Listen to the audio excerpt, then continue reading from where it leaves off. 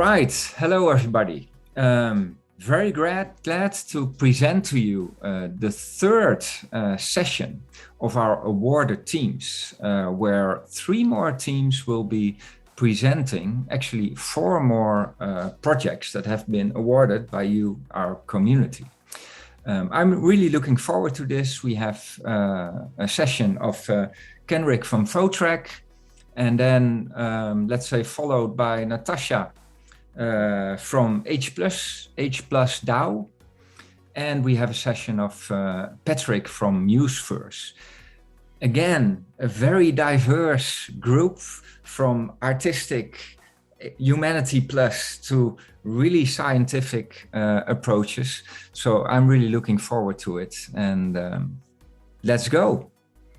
Kenrick, will you do the honors? Well, thank you so much for having us be part of the community. We're really looking forward to the project. And before I start, I'll just say briefly that Bill Thistleton is the co-author of the proposal with me.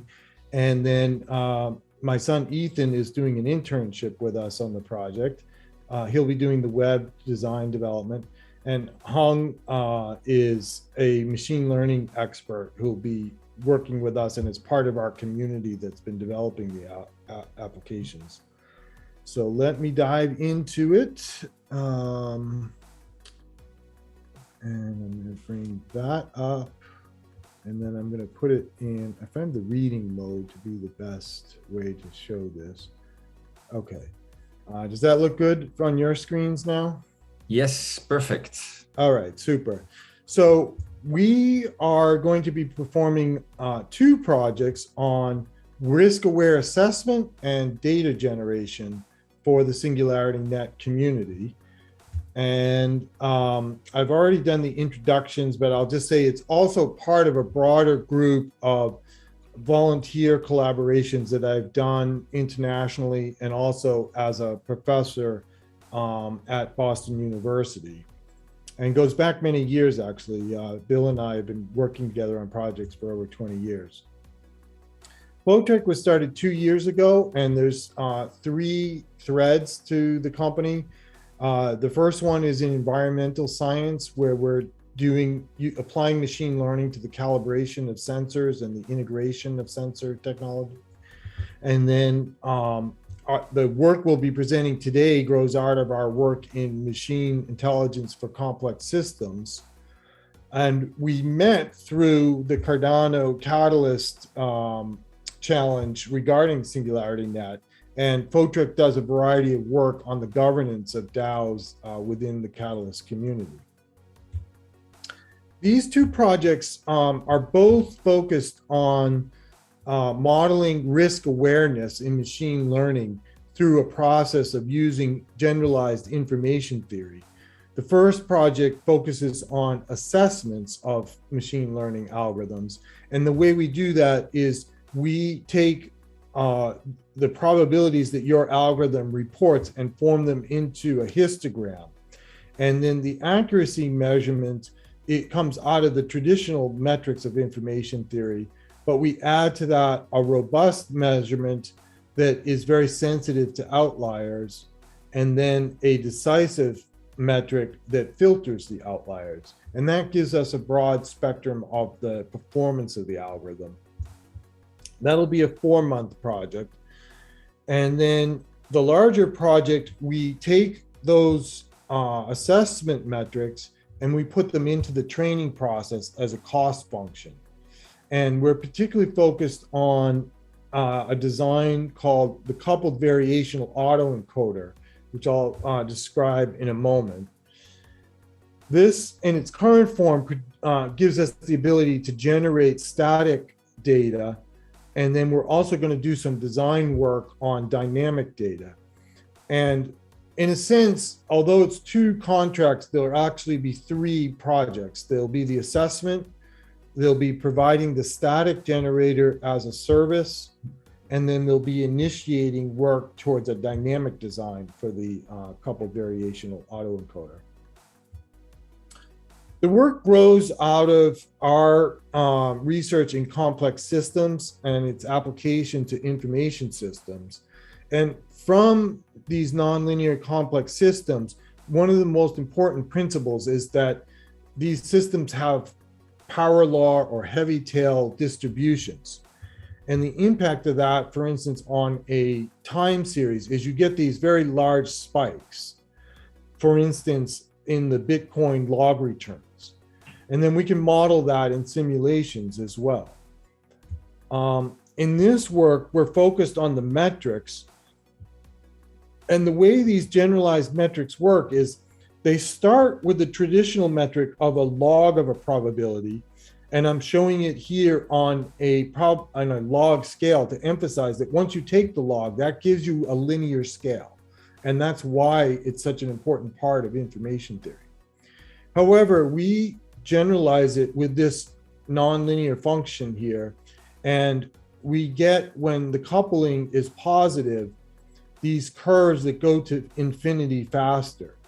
And they heavily penalize reporting of low probabilities for events that actually occur. And then the complement to that is we actually filter out the low probabilities, and your metric is only really reporting your performance on when you did well. And it closely matches classification performance, which is why I call it a decisive metric. Now, if you take the inverse of the log, you get the exponential function. And from the exponential function, you can define a whole family of distributions known as the exponential family. The most famous example of that is the Gaussian distribution, which is shown here in the red color. You'll recognize the bell-shaped curve. Now, we generalize that to a family we refer to as the coupled exponential family. And these plots are an example that is actually the student T distribution. And we're particularly interested in the ones that have heavy tails. Now, there's a really interesting property that comes out of this, where if you start with your distribution that has this coupled exponential characteristic to it, but then you take that coupled logarithm, and if these couplings match, what you get is a metric of the distribution that is the generalized mean. And it has a really interesting property that for this whole family, that average density, which corresponds to a generalization of entropy, intersects at the scale of the distribution. So it's kind of one sign that this is a very important measurement. And we incorporate that now into our measures of performance in machine learning and really any other decision-making algorithm that reports probabilities. So one instance of this is with the variational autoencoder. You start with some trigger samples, and then you generate new samples of that. And you want to know how closely your generated samples match the original ones. And you form that into a probability of their likeliness to be similar to each other. And plotting that over a histogram, you get a spectrum of the performance. And then we can summarize that with the robustness of the algorithm, the accuracy of the algorithm, and the decisiveness of the algorithm. And so that'll be our first service on the assessment side, to generate these plots and these metrics for any algorithm. And then our second service will be actually this coupled variational autoencoder, where you're learning a model of the data and you can use that model to generate new data samples. The way the autoencoder works is it uses a neural network to encode a distribution. In this case, we do use the Gaussian distribution, or a multivariate Gaussian. And then a second neural network, which is the inverse, is a decoder that allows you to generate new samples.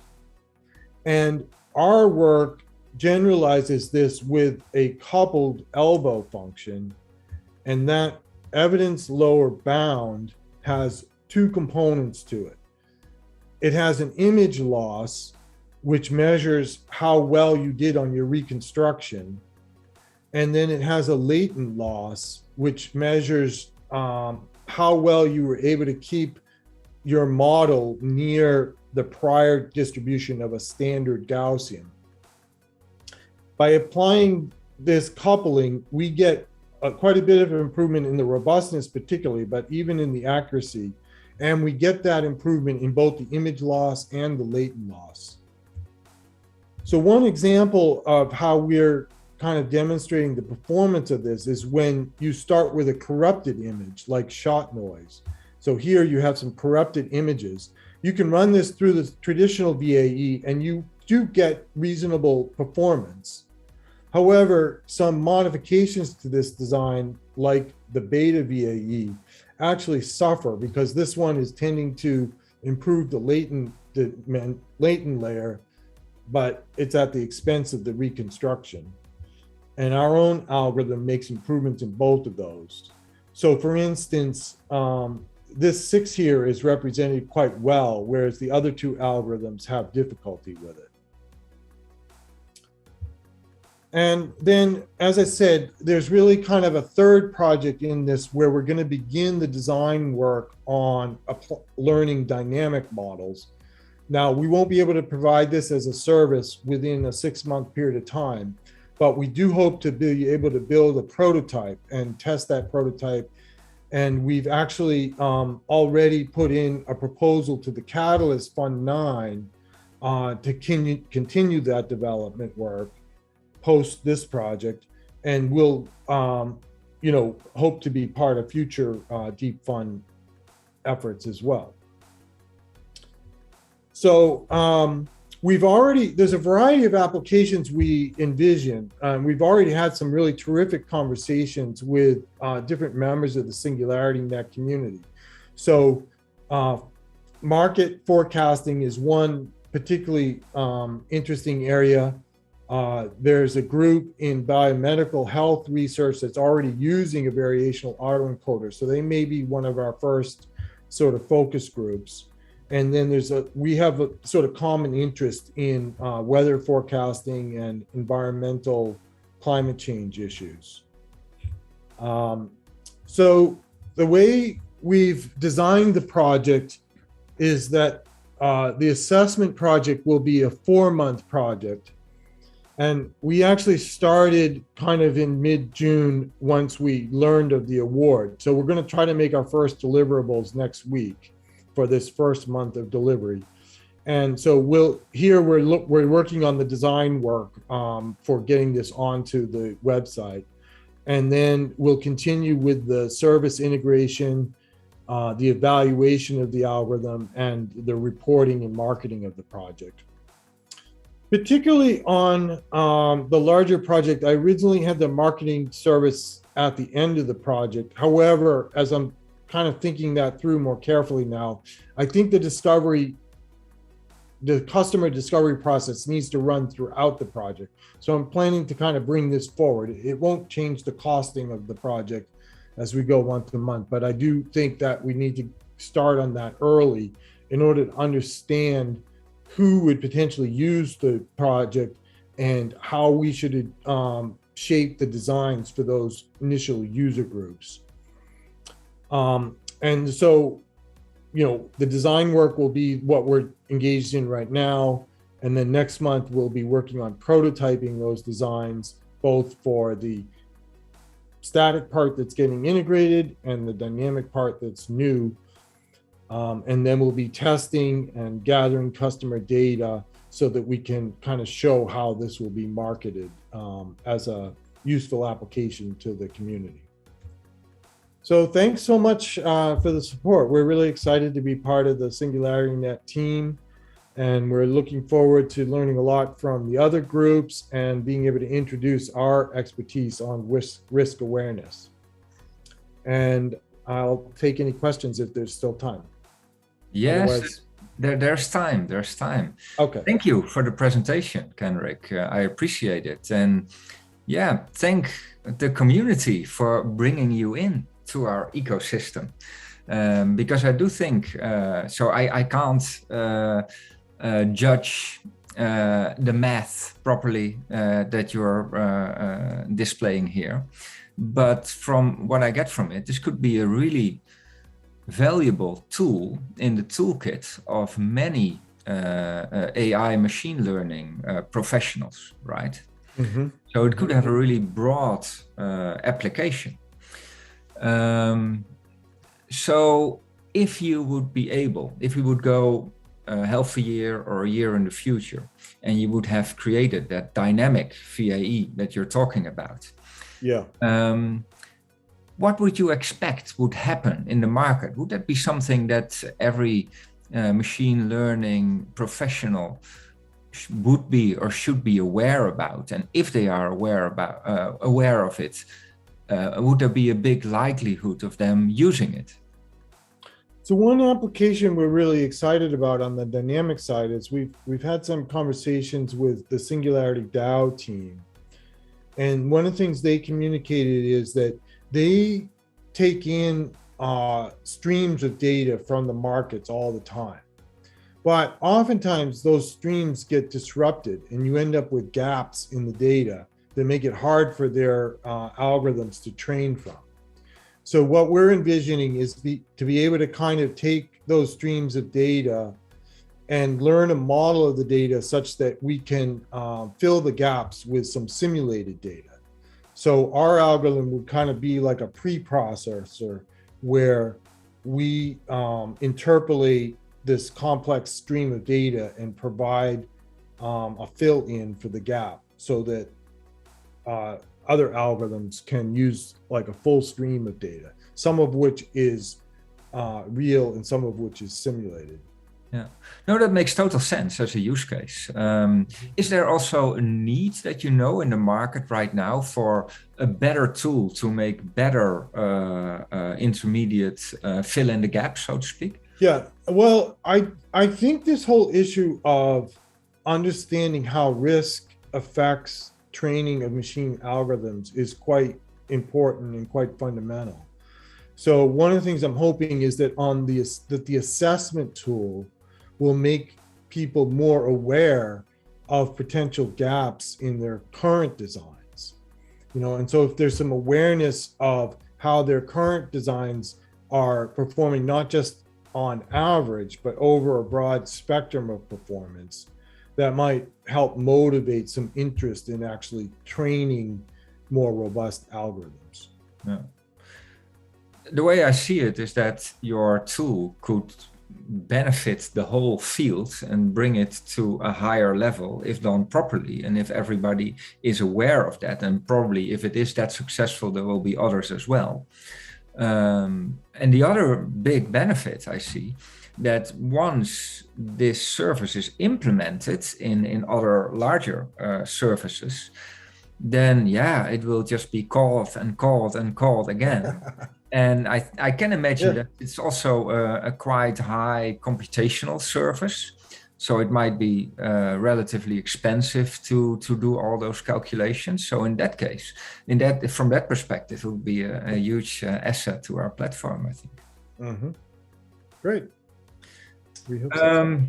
So I'm actually very glad. And so this is really a high-tech thing, but I'm really glad that you mentioned that you're already bringing forward your exploration of your customer base. So that even though you're deep in math, you're already thinking also about the marketing and that width of vision.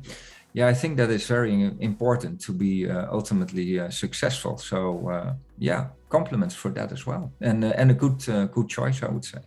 And actually also to the community, we totally support that, right? We asked for milestones, but we want to give the teams, we want to coach them and help them to bring the best solutions in the best way possible. And if that means shifting one milestone for another, because that will give you better progress, by all means, we're all in the same ship in that sense. Mm-hmm. Anybody else? Some questions? No, all questions were answered, Kenrick. That's also an accomplishment on this topic, I would say. Yeah. Thanks a lot for your contribution, and looking forward to that first deliverable next week already. Yeah. Wow.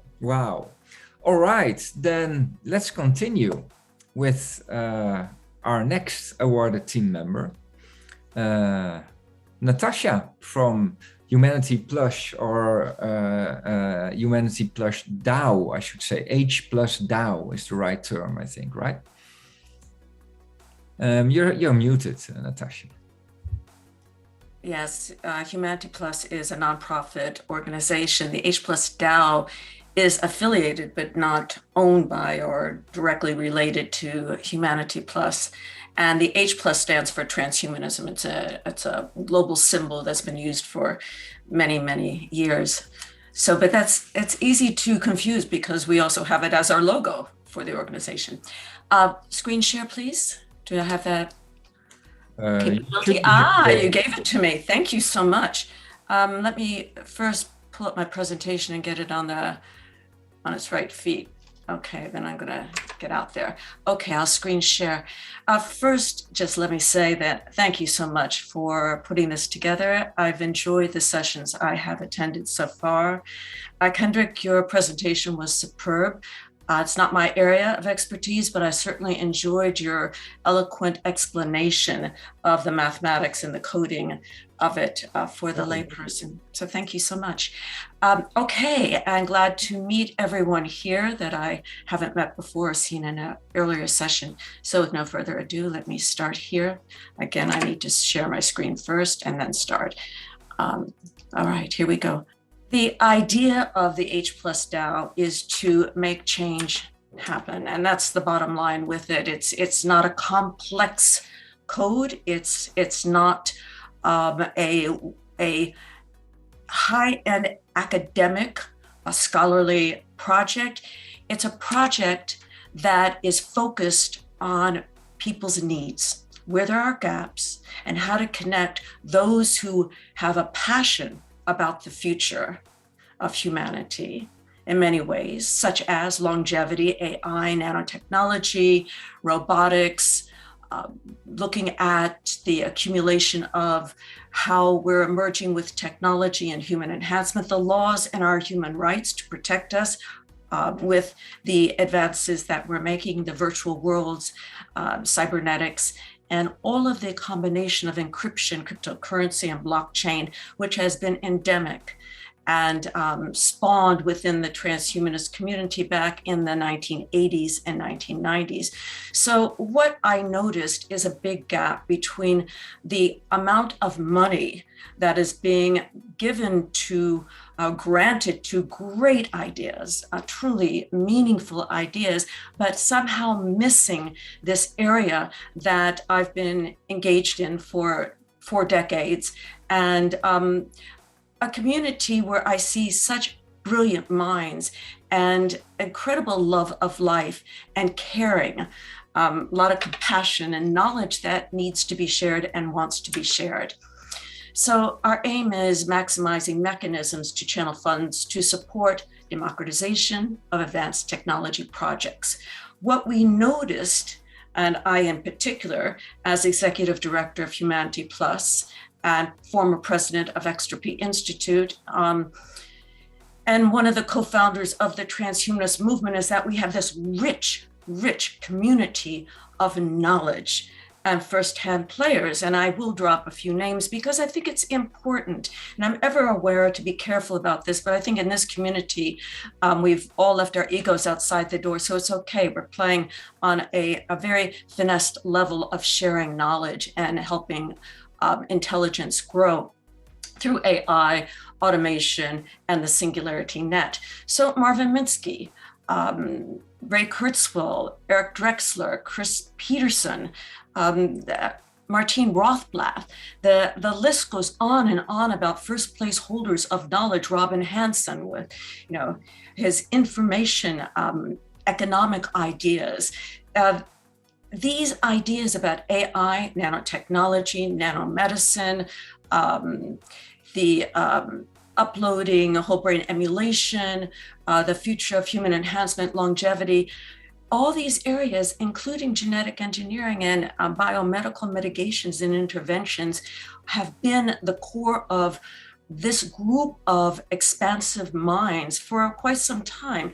And I thought that here there's a gap between money going out to these great projects, to be sure, but there are individuals within this other area that don't have the skills or the ability or the particular know-how on how to really produce their projects so that they're seen. So the H+ DAO wants to bridge that gap. So we want to create project-specific DAOs that come to us, and we'll help build them so that those projects help meet the needs of their innovations or their ideas that fill gaps. Those gaps are educational, about health and maintenance, global issues, and specifically our human rights. And you say, well, there are no human rights. Where's the law for that? Well, that's a human made up concept, but there is a right to share your ideas and have platforms to do so. We want to get away from the wokeness and back to the shared knowledge through lifelong learning, etc. So we want to help create and launch projects, and these projects are specific to meet certain needs.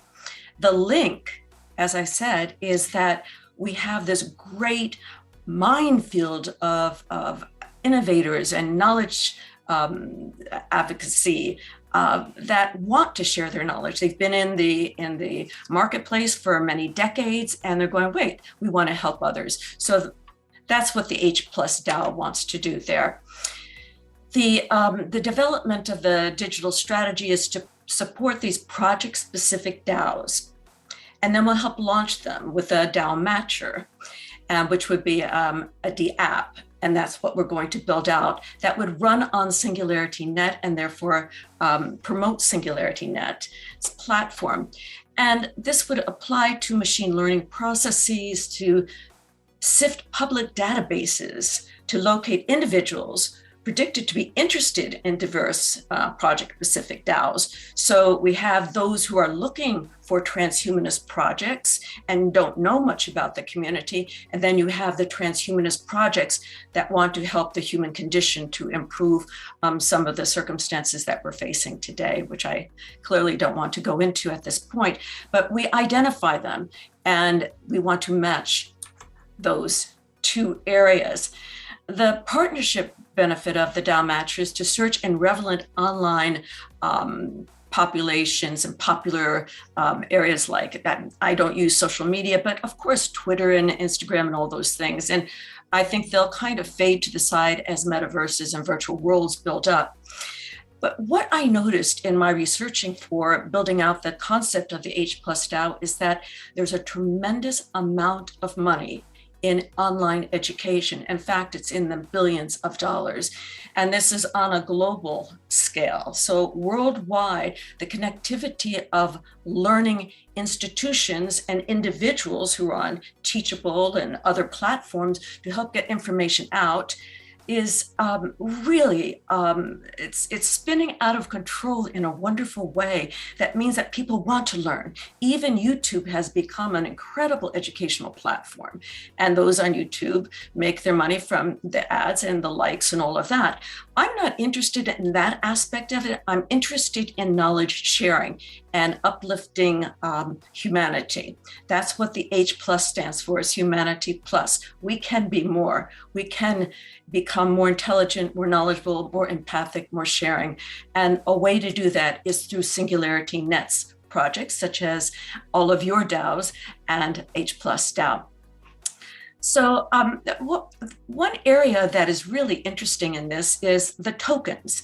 And usually with DAOs, as you all know, you purchase your tokens, you get your tokens. Well, we're looking at it in a different way. What we're going to be working on in our first meeting, which takes place next week, we're going to launch our project management report and our Gantt report and our marketing report the following week. So next week is our first meeting of the minds to really, we have our ideas, now I need to bring them to my team, which I'll introduce to you, and then get going on implementing this, not only the AI and the deep learning of it, but also the protocol. What means usefulness? What means purposefulness? How do we know that someone is given a token based on their usefulness? Well, that's a very tricky area because it can become a bit biased if we're not careful. So it's going to require some heady thinking on this and look at what does usefulness mean. So you get a token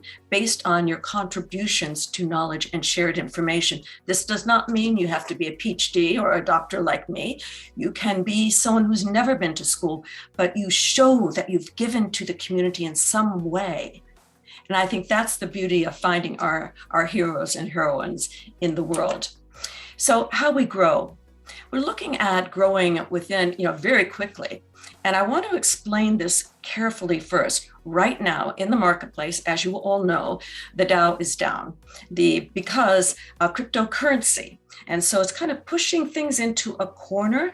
And while the cryptocurrency levels with Ethereum and any type of Bitcoin is looking on a weak side at the moment, we want to be ready. We want our ducks in a row so that when the bull market hits, we launch. And so that is a holding place. Again, we're having our first meeting next week to strategize the specifics of our plan, which I've outlined in the proposal. But we want to get it all ready, not go too fast, but wait and then hit. So being ready. The advocacy of the ethical use of a technology, of course, has always been at the forefront of transhumanists, but we're looking at decentralized projects, which is what everyone here is doing, to benefit the human condition. Well, what does the human condition mean? That means to me, people not getting enough support, education, health care, means to pitch their ideas, and a way to get beyond the staunch elite like the Singularity University, which I was an early person on board in the educational spectrum of the Singularity University many years ago. I am no longer, but I see that there are these big groups, even Peter Diamandis with his X Prize. Peter's a great person, friend, and someone I respect highly. However, there's a kind of elite there that you have to be part of the club. And well, if I'm not saying whether I'm a part of the club or not, but I see that other people, it's not, I want to spread the wealth in ways that will help humanity differently. So showcasing at the H Plus Summit, what we have done over the years as part of our track record is at our last summit, we had 3,500 attendees. And it was quite wonderful to look at beyond the pandemic, what would the post-pandemic look like? Well, we had no idea it would look like it does right now, but that means that what the takeaway is adaptation, evolution, and agility, to be able to shift your thinking and change and learn how to strategize even within the gray areas and the dark matter. So we have an outreach program called H Plus Academy that meets bi-monthly, and we have speakers, and that's educational. And also we want to proliferate this, as well as amplify our knowledge accelerator, which is at the center of transhumanist studies. And in that way, I can get the primary sources of information. I can go right to the sources rather than reading a journalistic article or reading what someone else has parroted from someone else who got the idea. We have within our mind trust the primary sources, and I think that's valuable. I think that is our key asset. So our fresh insights are the viability of the approach underlining the Dow matcher, and then our idea about the token based on, I don't want to say credibility, but let's just say usefulness and take it lightly there, or meaningfulness. So online learning, again, big business, big industry. There is numerous venues there that we can meet up with and collaborate with. The Dow Matcher method. We want to connect the people passionate about ideas and who can provide financial support to those who have got great ideas, just don't know how to get them out there, and collaborate with the transhumanist world sphere, which is quite large. Even if you don't know much about the movement, you know about AI or blockchain, or you know about human enhancement or longevity or nanotechnology. So somewhere there's knowledge within different communities that can become manifest through the H+ DAO.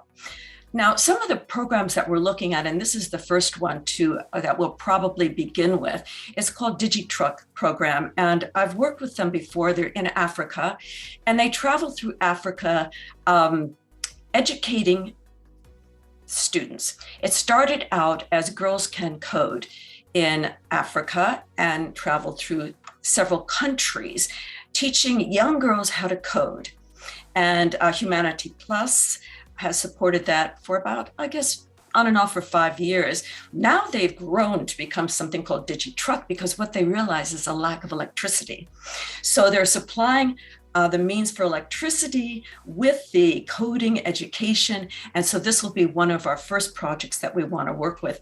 And largely because it's Africa, the beginning of humanity in the savannas to the outgrowth of the more modern humans today as we are known. And it's kind of exciting to have that connection there. Second project is looking at the future human body.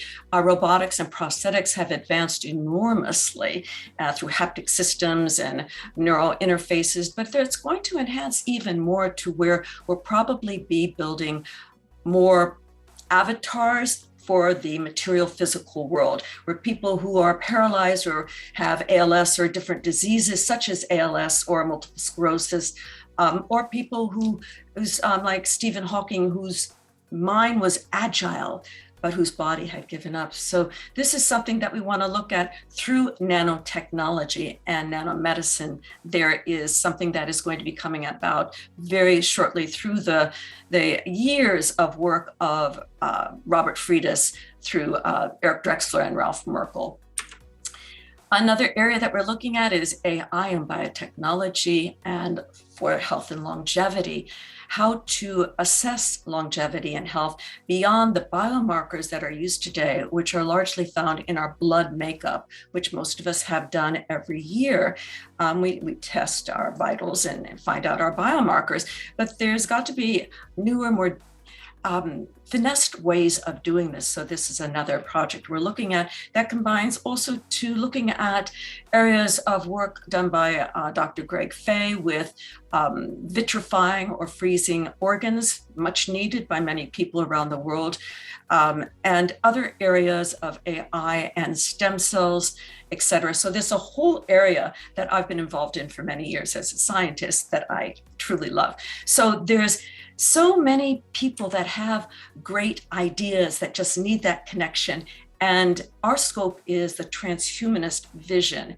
And again, that vision is about ethical use of technology, evidence-based science, and to help improve the human condition. The human condition meaning our persistent inability to overcome some of the odds that we face, and largely those are in part psychological. So I think AI and AGI will be a big project for us to look at how to help train our minds, our consciousness, our thinking capabilities, our cognition to overcome the fight or flight syndrome, which brings about much disdain for us, not as individuals, but as a society.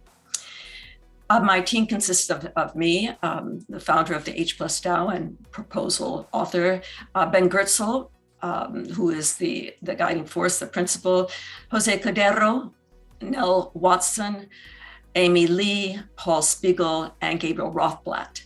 And we're meeting next week for our first meeting to identify our first steps, which I already have sketched out for everyone, but I want the team to work on them. I don't want to do this solo. I like the team mentality. So that's my presentation. Thank you very much.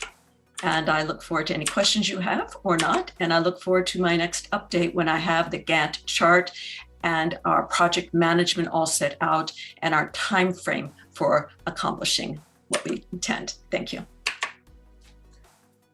Wow. Thank you, Natasha. What a wonderful, eloquent, and passionate presentation. I can tell you've done this more often. And I can tell that you're really passionate about the purpose of Humanity Plush, and you really take us in that whole world. So thank you for that. I have one question first. Well, maybe you go first, Ken. You have a question. Well, I'm sure your question will be more interesting than mine, so I certainly don't mind waiting. Yeah. But I have to say that as a science fan and a science fiction nerd, I love the combination of practicality and vision in what you've presented. Now, if you'll forgive a somewhat esoteric question, well, two questions. The first one is, how do you see neurodiversity, ADHD, dyslexia, autism figuring into this psychological aspect that you mentioned? There's some thought that perhaps there are some evolutionary advantages and some disadvantages to these conditions. And now second, the really big question, the great award-winning Vista question would be, let's cast our imaginations forward for SingularityNET and for your enterprise, 3 generations. How does this play out in a paragraph, because of time, in off-world colonies, lunar colony and Mars, where you have a smaller pool of people in the immediate vicinity, but the advantages of AI tools, nanorobotics, compiled information, and time-delayed communication with Earth? Okay, to answer your first question, I think what you're getting at is, do we want to create perfect humans that don't have any autism or mental illnesses or psychological differences? And that's not the point at all. There is the idea of transhumanism is opposed to perfection. It looks at the human evolving and continuing, improving and growing and evolving, basically. So I may not be as smart as you, but I certainly wouldn't call that something bad. And you may not be as capable at dancing as me, so I wouldn't call that bad. So I have a learning disability, and I don't find that something horrible. And it's a pain in the ass, frankly. So I think anyone who has like dyslexia or apraxia knows this. And then there are mental illnesses. Do they benefit humanity? I don't think so. I don't think having arthritis benefits humanity either. And so the old adage that we have to suffer to learn, to grow, to find meaningfulness in life, I think is a false dictum prophesized by those who want to either help people with good intention or ignore people and just say, well, you're supposed to suffer, and I've got my stuff, you suffer, I don't care. So that's something that I find very endemic to the human condition. To your second question about where do we see this in the coming years as we go out into space and evolve as humanity, no one knows. And certainly science fiction has taken this on for a long time. I mean, Philip K. Dick, Werner Vinge, I mean, you go on, look at Arthur C. Clarke, Childhood's End.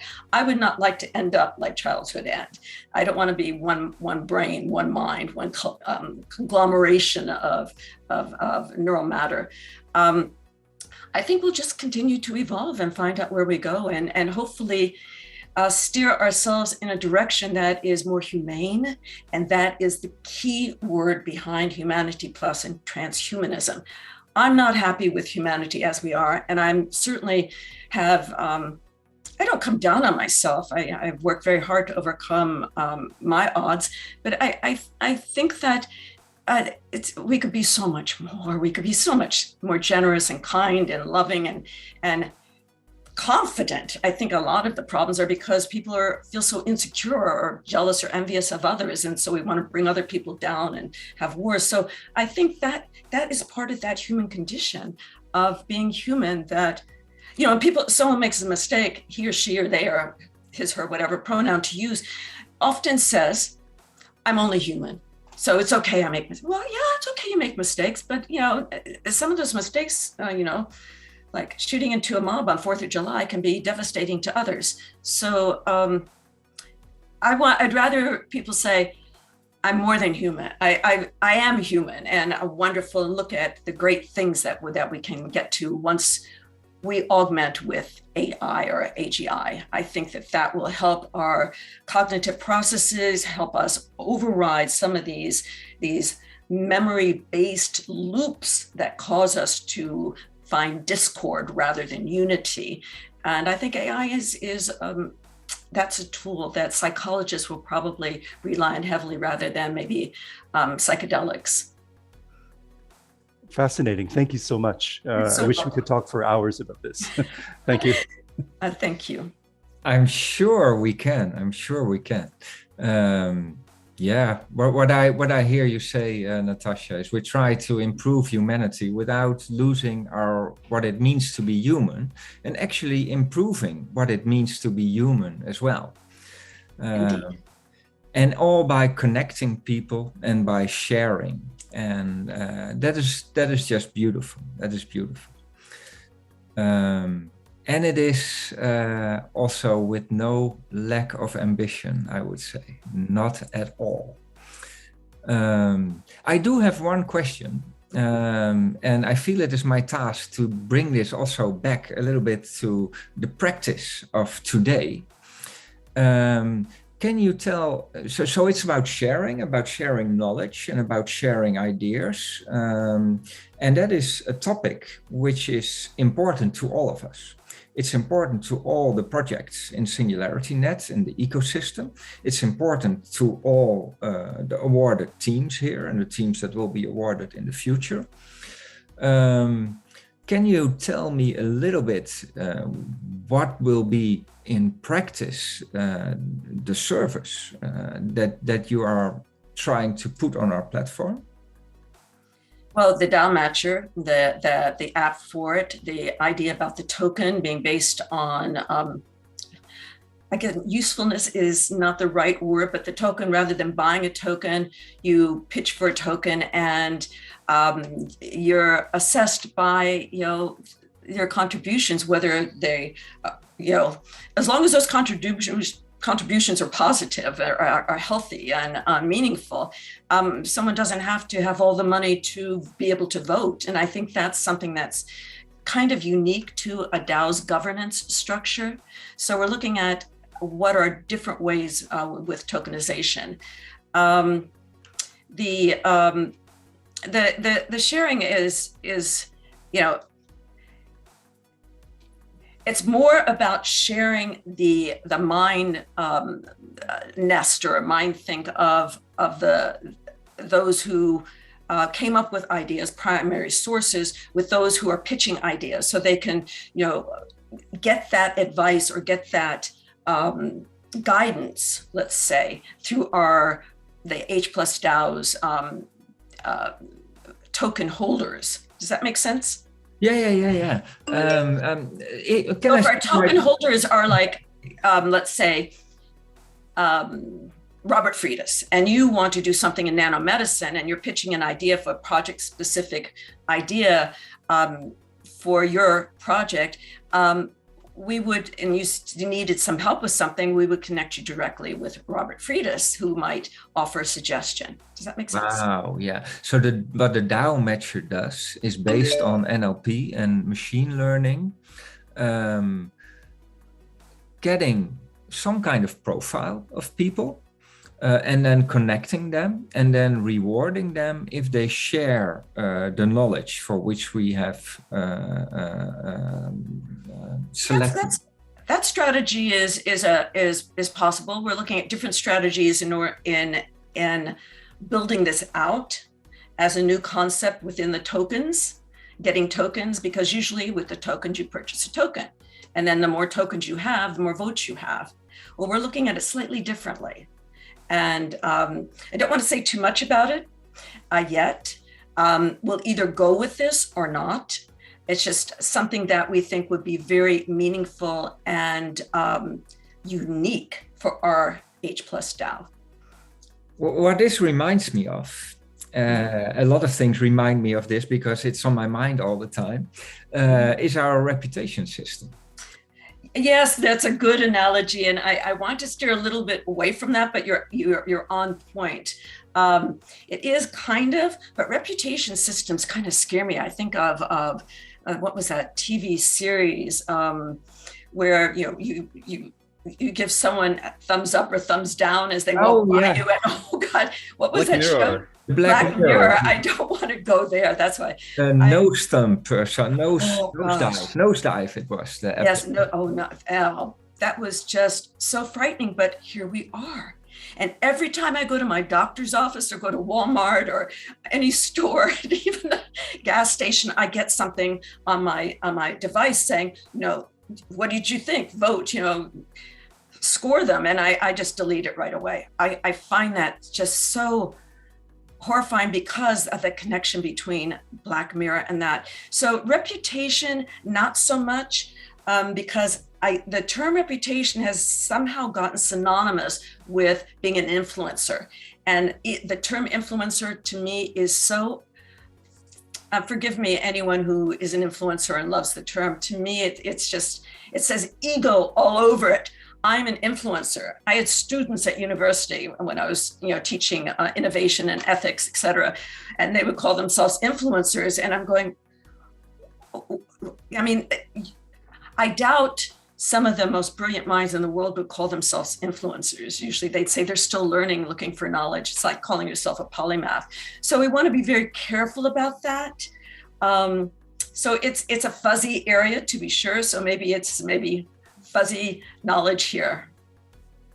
Well, I think we need to have a longer conversation on this because reputation, I agree with you. The word is not convenient. Reputation. But to have a system that gives a proper weight to people if they are voting or whatever, based on past accomplishments, constructive contributions, general availability, and that multidimensionality of it. It's not just thumbs up or thumbs down. Yes. Thumbs up or thumbs down. But if you have a whole spectrum of criteria and you can weigh that, I think there's always a danger. There's always a danger there of leaving people out or yes. Having a certain qualities over exaggerated and making too much of a meritocracy out of it. Right. Yeah, and I find that in academics. There also has to be room for regular people. I thought I emphasized that you don't need a PhD or a doctorate or a master's degree or any academic background if you're someone who's just helped feed people on the street and that is your passion, or one of my passions in high school, I remember years ago, was to pick up trash. And anytime someone threw trash, I would go pick it up, and it was just become my personal little thing I did. But back in the 1960s, how many people went around picking up trash? Was I a teenager in that? I think I was. So it's like, it's before global warming or before environmentalism, but it really bothered me. Another thing is, I was in Memphis when Martin Luther King was assassinated, and I marched in the streets. It was before Black Lives Matter. To me, they mattered.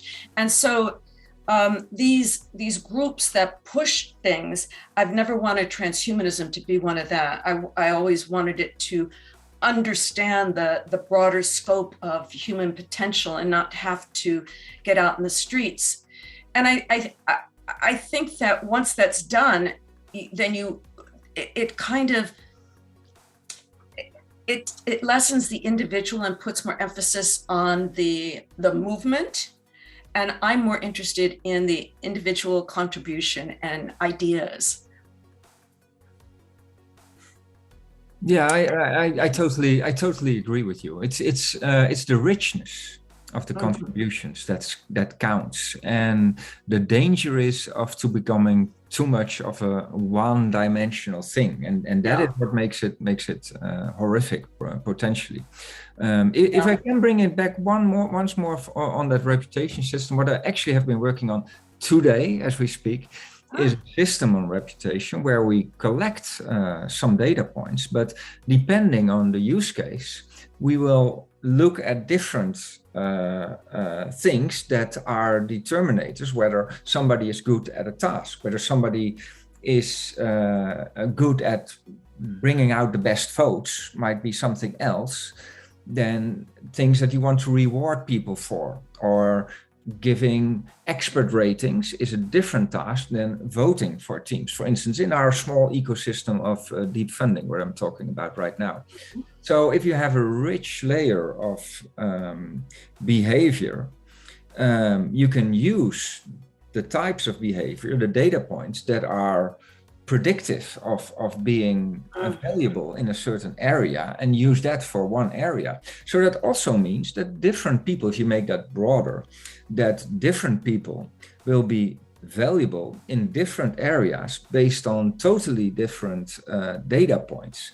And in that way, we could be replicating the richness of human behavior and using it. And actually, when I come to think of it, helping, ensuring that everybody is adding value on the things that they are best at and that they love most. That could be an outcome of a system like that, if we could make it more broad and rich and balanced, etc. Yeah, and I think that what you just said is really spot on in light of the reality that many people feel like their best talents aren't being appreciated or used. So they become frustrated that they're at a job that doesn't utilize their best talents or capabilities.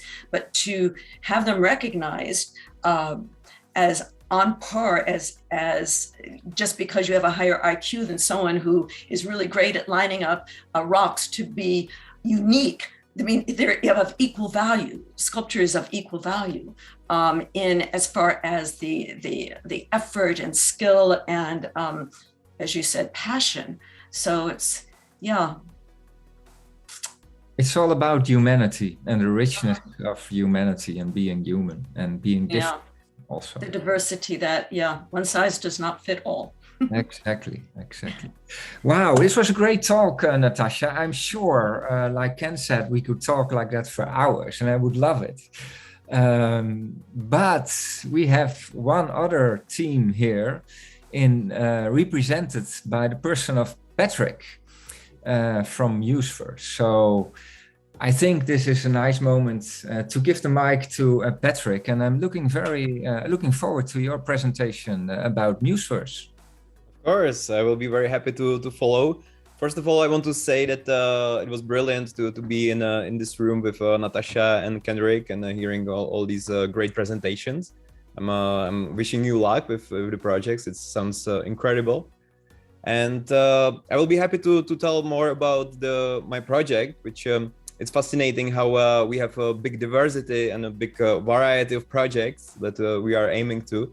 I'm aiming for a music production, and I'm a musician almost all my life. I started like when I was 6 years old, and I was working in the music industry over 10 years as an A&R. So I was signing albums with musicians, and then I started my first company, Revo Music, that I created a modular system for creating music with help of some AIs, local AIs, and so we are creating like thousands of tracks to media all around the world with this. And at some point I got a little bit how to say, like fed up, or I had a like moral kind of problem of working on a machine that can create like a high volume of tracks, because I was working in the music industry for a long time.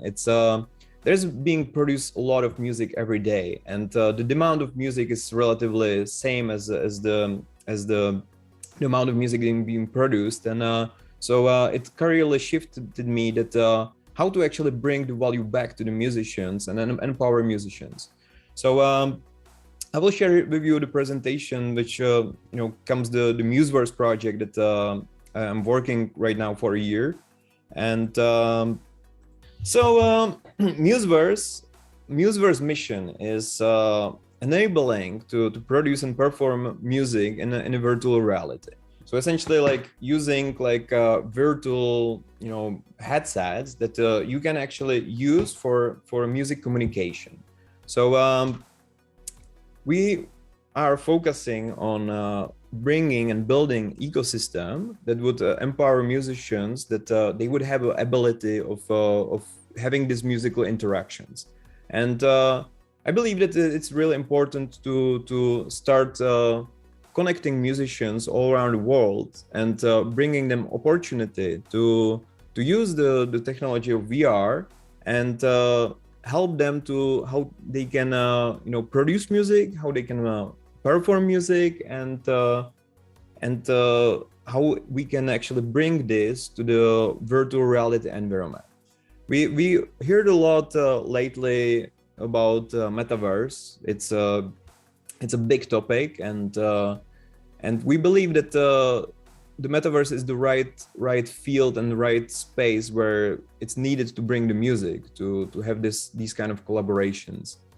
And I will firstly broadly say about VR vision, like what is the VR, how is involving. I think it's really important to understand. I think we are from a tech industry, so it's something I will not spend too much time. But at this moment, we have this heavy VR headsets, and I think it's important to understand that the technology is going to be evolving pretty fast. Like we already see that there are some nicely designed VR headsets that are coming right now. There's going to be big brands like Apple is going to be coming with hyper-realistic VR headsets, and at the end we are going to probably use VR contact lenses. And I think it's important to understand this, that it's going to have an effect for almost majority of the industries, included music industry. If you see music industry right now, it's you have access almost to all tracks through Spotify or Apple Music or these kind of big tech companies, which obviously it's effectively that you can listen, you have access to almost all music in the world. But another aspect is, of course, the rewarding the artist, which there's plenty of projects that are currently solving in a Web3. But from technological perspective, once you have the access for all music, I believe that you need to bring also the visual aspect of music, which is the virtual reality.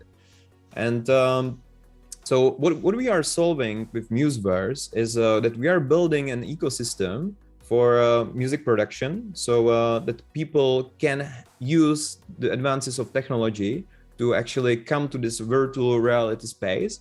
And so we are building musical instruments that are like that you can touch, you can see in a virtual reality.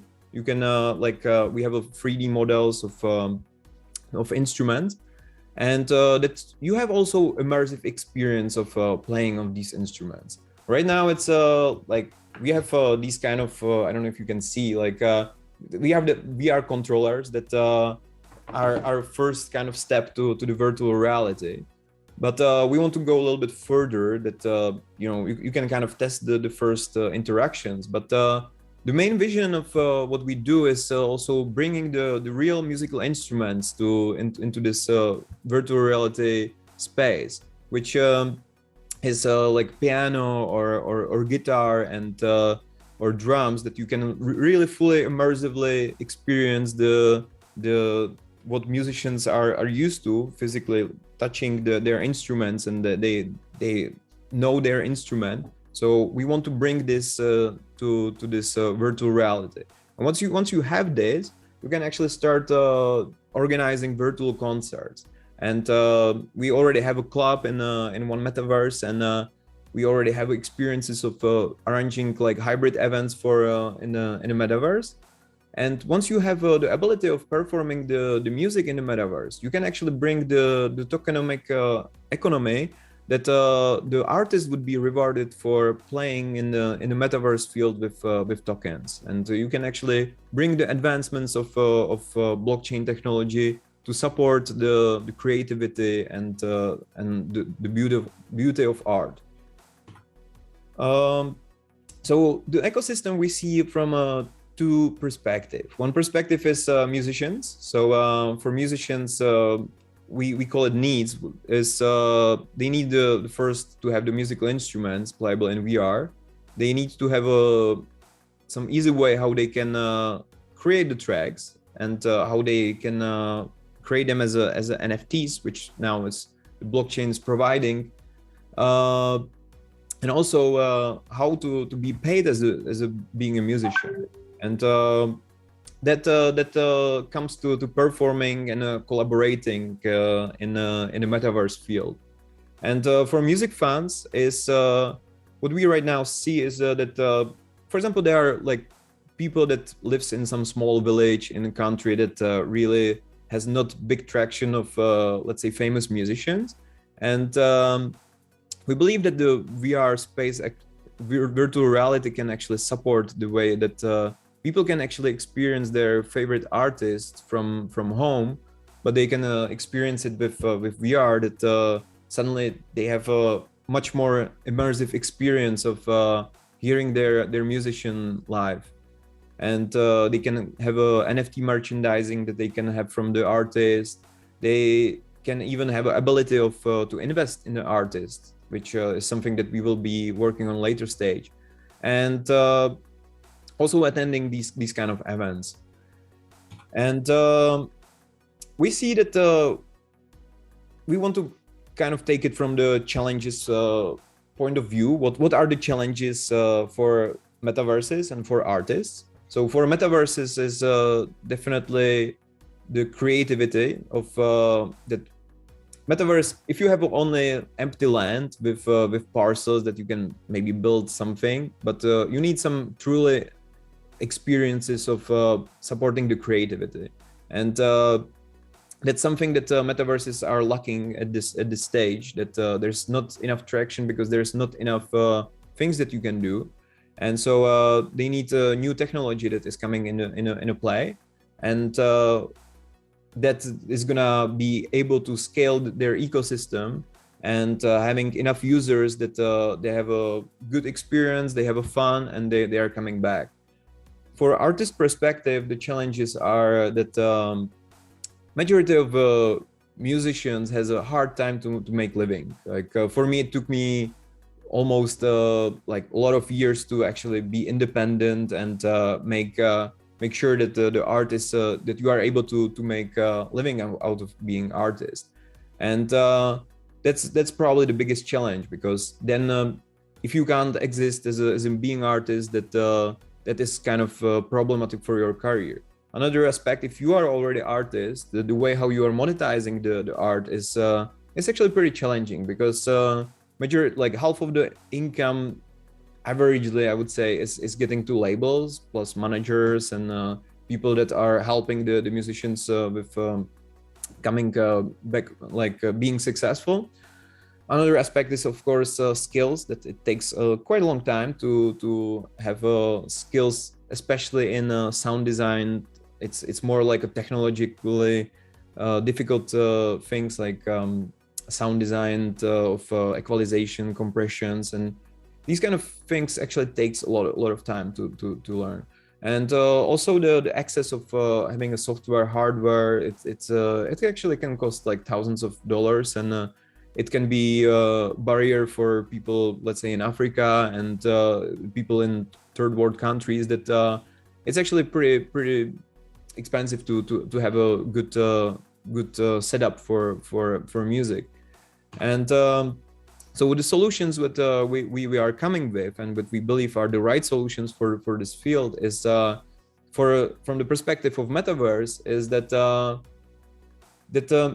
producing and performing in the metaverse can be the right space, because you can actually connect with people all around the world, you can interact with them, and so you are actually bringing the barrier of being dependent of what country do you live, what city do you live, because you might have like some very extravagant maybe music style that you want to perform, but like if you live in a village of somewhere that people have no idea what is this music genre, then you have probably difficult time to find your band or music partner that you would like to make music with. But in the metaverse, you actually have the access to connect almost entire world that has an internet, and that would have the VR headset.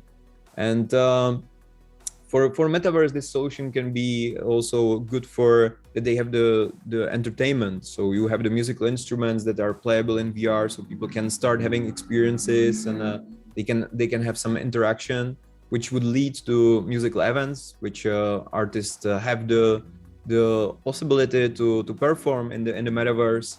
And metaverse is gonna be building an experience for people, and it's gonna be inspiring creativity. And for artist perspective, it's this could be the tool of how they can be independent.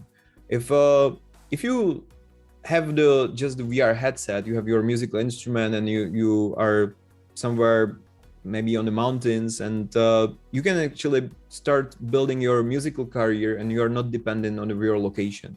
And with the advancement of the Web3 and blockchain, you can actually distribute effectively the tokens that you can motivate musicians to be paid right after the concert with tokens. And there's also the NFTs that the musicians can put and mint from their collection. So that's something we will be supporting. And with advancements of AI tools, you can actually overcome the technical difficulties of learning some particular things like equalization, compression. It's a things that some engineers are practicing for decades. And why you have to spend decades of being master of one tool if there is going to be AI that can help that immersively, and you can even be in VR, and like it can help you with all these technical aspects. And also what we believe is that it needs to be easy, plug and play to this field.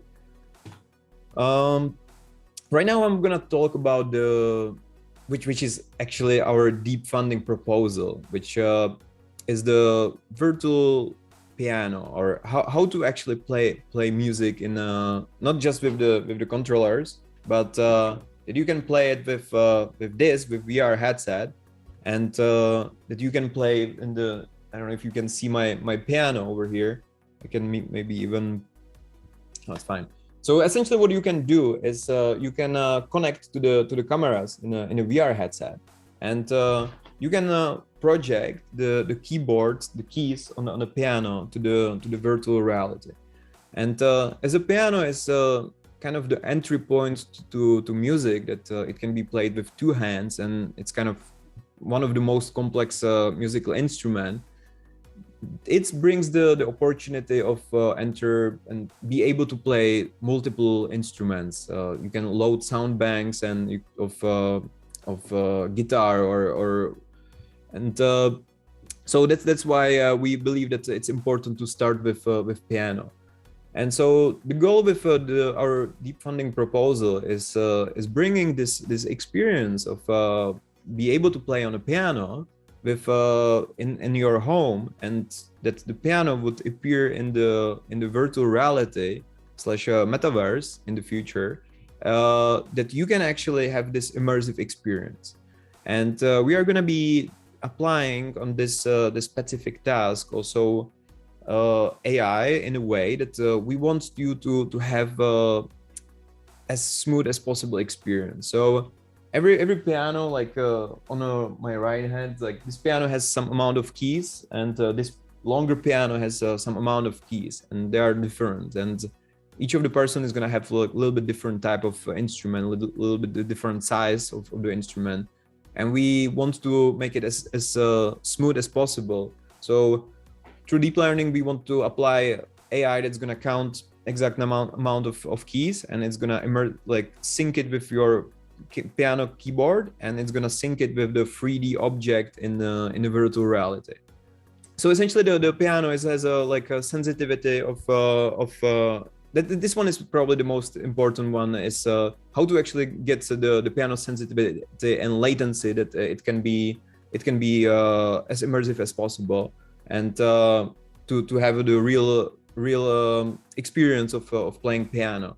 And so the last point is that we want to take this technology and bring it into the metaverse field.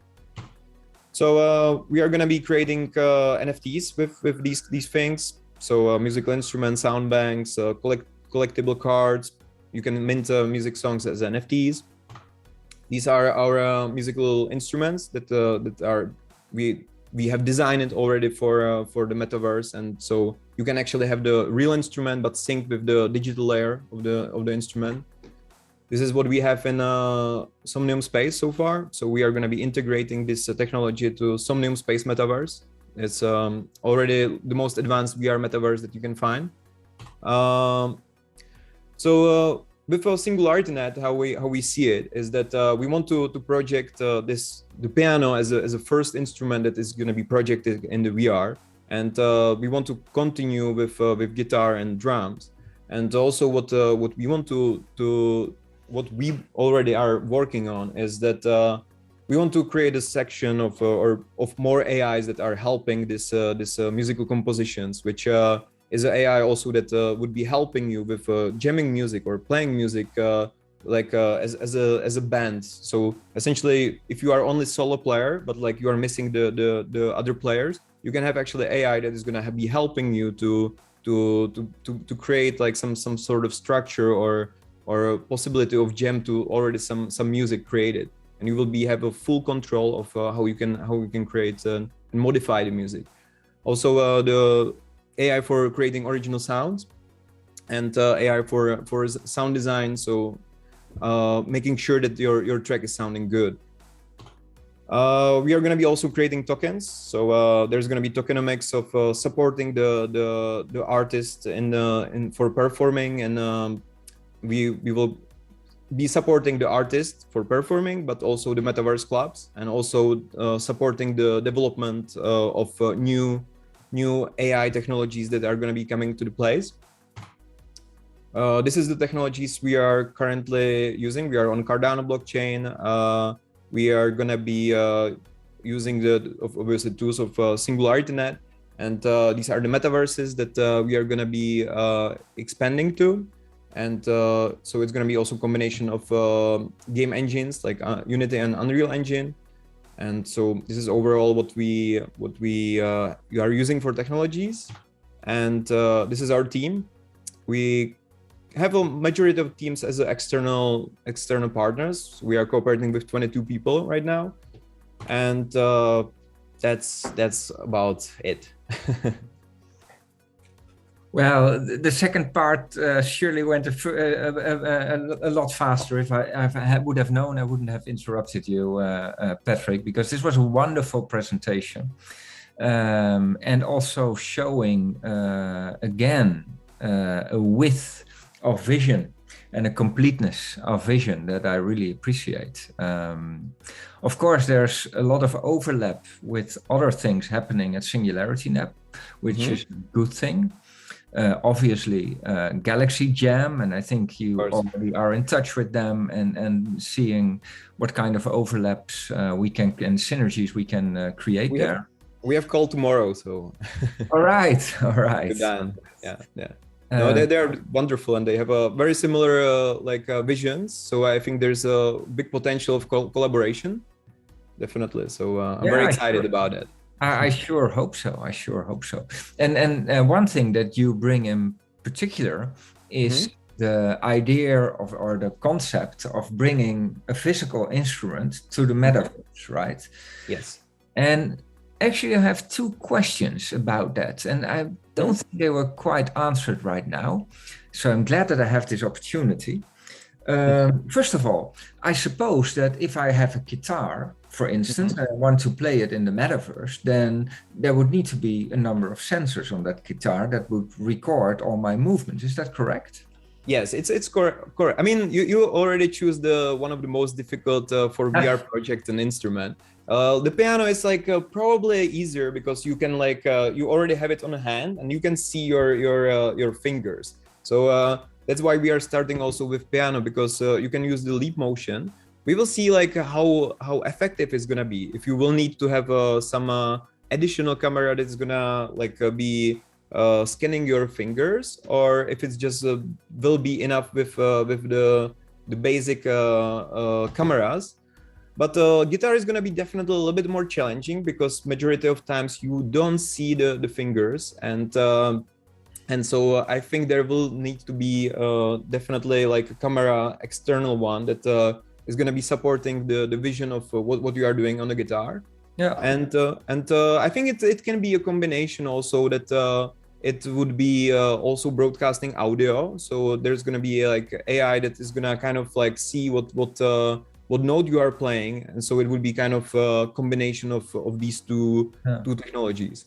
And the interesting thing is that if that plays out well, it would democratize the world of instruments, right? Because right now you have to have a really good guitar to be on stage.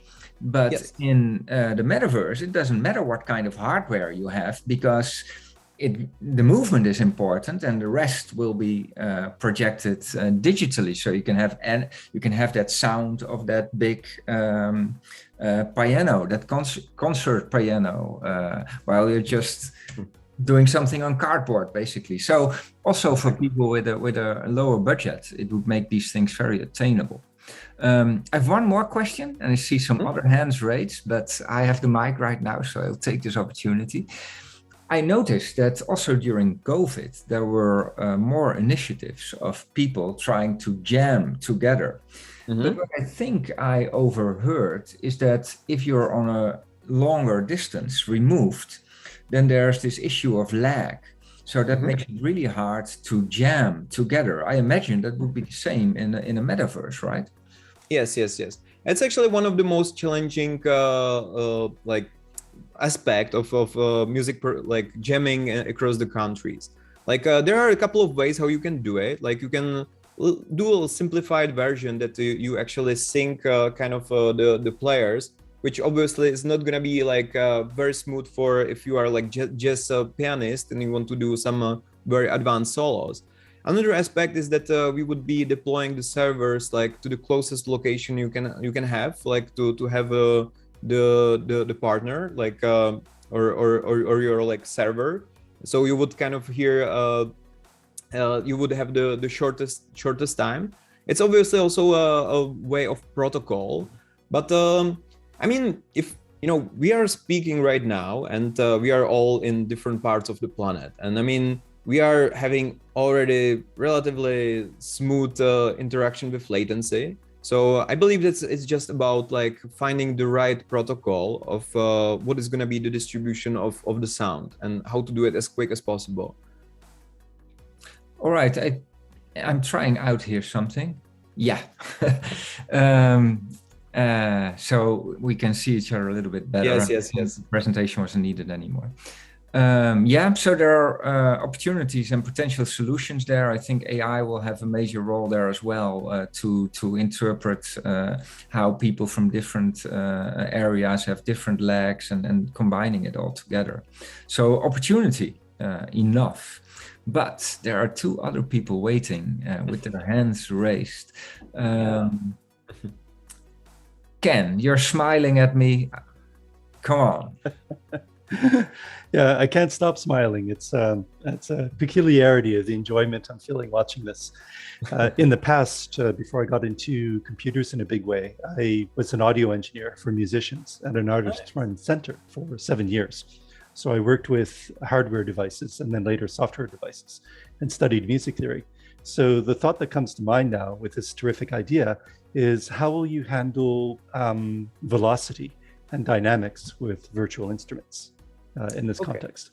Yes. It's very good question, because that's going to be one of the hardest one also with latency. Is the velocity is because piano is very sensitive, and you want to go as you know, sensitive as possible. So I think we will test probably some AI that maybe can measure like how quickly you kind of press the keyboard. But I think it's not going to be enough. I think it probably will need to be also combination of sending some MIDI or maybe getting it from audio signal also from the keyboard. That's something that we're gonna be challenging. It's gonna be a challenge for sure. Like we already have a discussion about it actually this week, like how actually we can solve the velocity. It's definitely gonna be one of the hardest one. But I believe that if we see that the cameras are good enough, that they could really see how quickly you press the keys, maybe it can count like the dynamic of your performance. I think like it might not be at the beginning the smoothest. Like if you are like classical pianist, you probably will not be happy with that. But if we start like with electronic music and more like synthesizers, then it might not be that big a problem. So as we see that it's a long journey and long vision we have, and it's going to be very complicated to get to the point that you really have the perfect immersive experience. We want to approach it like with step by step, experimenting what gives what results and what is the best solution for this. And so the approach so far is trying to see how quality of the video you can get. So if you can read it, and eventually supporting it with signals of MIDI, which MIDI is definitely like is capable to be fast, and it already has the velocity information, and alternatively audio that would be recorded from directly from the instrument. So yeah. Thank you. It will be a journey for sure, but technology is advancing so fast. I think this is the time to start on it, and Exactly. start a little bit modest, but that will only make us enthusiastic for the next step and the next step. And it's good to have that perspective that you have a journey ahead of you where you can continuously improve and make this experience better and better. Natasha, you also have a question. Lower my hand. Okay, there. Okay, so my question, Patrick, thank you, is what is your main core product, let's just call it, or takeaway or end goal? Is it the events that you're going to produce, bringing musicians together, or is it the product design of the unique pianos? Are you going to produce those, mark those, sell those? Are they going to be physical material products, or are they going to be virtual, like avatar products? Mm-hmm. And or is it the hand movement on the keyboard that is the main focus? So those are the three takeaways that I noticed, and I wasn't quite sure what was the main product focus for your endpoint. Okay, it's a good question, and the answer is a little bit more complex, because we are doing multiple things parallelly. So we are, as our deep funding proposal, we have a team of people that will be just focusing on solving the piano. So as we believe that the piano is like a first kind of entry point to actually bringing immersively the music to the metaverse. That's a needed tool that can help have some good experience for musicians to have a concert in the metaverse. In another hand, like we already did a hybrid event in Prague for 200 people that people and artists were actually playing in the metaverse, in our metaverse club Insomnium space, and they had an experience of playing in the same time for audience that was in a one space. And in another hand, there was 25 VR headsets that people could experience it in the metaverse. And there also came people like from different parts of the planet to this concert and experience it in a virtual reality. So that's already something that we doing, and it's part of the project. And another part is that is the tokenomics, which is our token that we are building on Cardano currently, that we would be rewarding the musicians for their performance in the metaverse. So we are building an ecosystem, and for the ecosystem to make this happen, you need multiple technologies that you are starting connecting together. And so to have the musicians having good experience playing, you need to allow them to bring the musical instruments, which we are creating as a digital layer. We also actually manage a lot of samples. We have actually 10 labels of sample packs with over 1 million sounds. So we have like a huge amount of data. We have also 1 million chord progressions that can be trained for AI. We have it tagged for moods, music genres, and so on. So we have a relatively good base for providing the right tools to to musicians that they can create music. And on the other hand, we are closely cooperating with metaverses and already building the clubs and cooperating with other projects. Patrick, I'm going to stop you. You didn't answer my question. So what, let me phrase it differently. What is the key foci? Maybe I shouldn't say foci to you. I should say focus. What is your key focus? What do you want to be known for? What is it that you want the Museverse to be recognized for specifically? Being an ecosystem that is rewarding artists to be independent and to be able to create music in a virtual reality. Okay, so VR. Okay, yes, thank you. Very nice. I would say it's all about the experience, right? Exactly.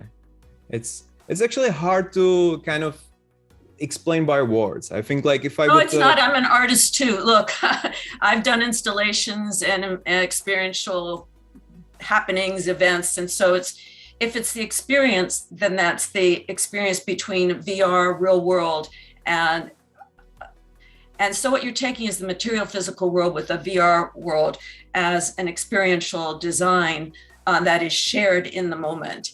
And I think that in and of itself is quite wonderful, and we need more of it.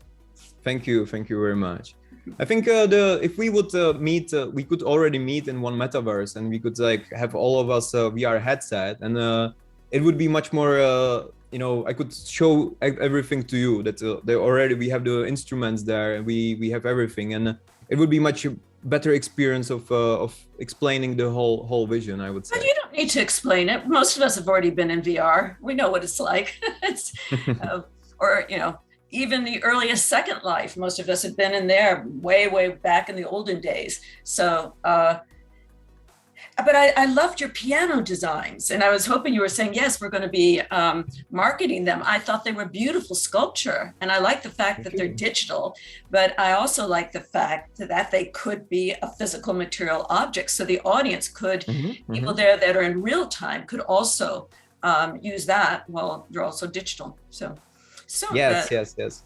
Like the first step is going to be definitely digital, so that you can have essentially, like once you have a piano, like you have some design of piano, but like what you can do is that it can just project the keyboard, but it can have this digital layer of completely crazy designs in the virtual reality.